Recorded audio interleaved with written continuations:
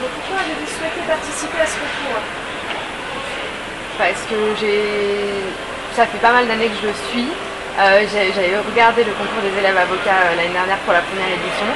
Et je trouve ça particulièrement, parce qu'en plus d'être un concours d'éloquence, ce qui est particulièrement intéressant, c'est d'avoir la possibilité de plaider ce qu'on veut. Enfin, c'était ça. Moi, j'avais une cause qui me tenait à cœur, donc j'avais envie de parler. Et c'est une tribune magnifique pour ça. Et alors justement, pourquoi avez-vous choisi de défendre cette cause?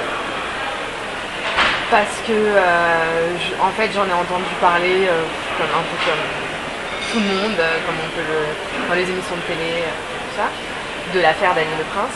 Et les rebondissements qu'il y a eu l'année dernière avec la décision de la Cour de révision m'ont un peu choquée, m'ont un peu révoltée en tant qu'élève avocate et future avocate. Et du coup, j'ai eu envie de faire part de ma révolte.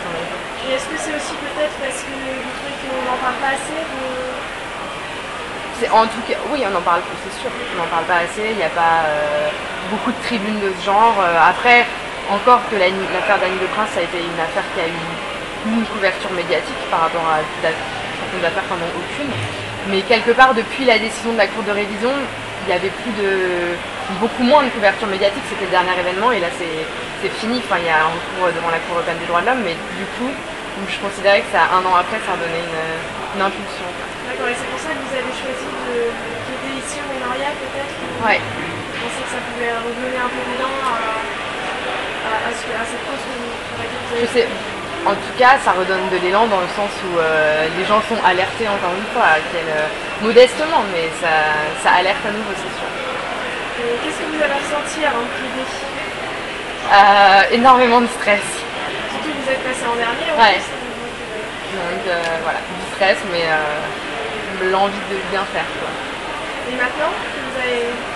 Ouais, maintenant ça va, c'est bien. Ça va attendre des résultats Non, je pense qu'on est vraiment juste tous contents d'être venus, de dire que à tous ça nous tenait à cœur de parler, mais je pense pas que aucun de nous n'attend vraiment les résultats avec impatience. Enfin,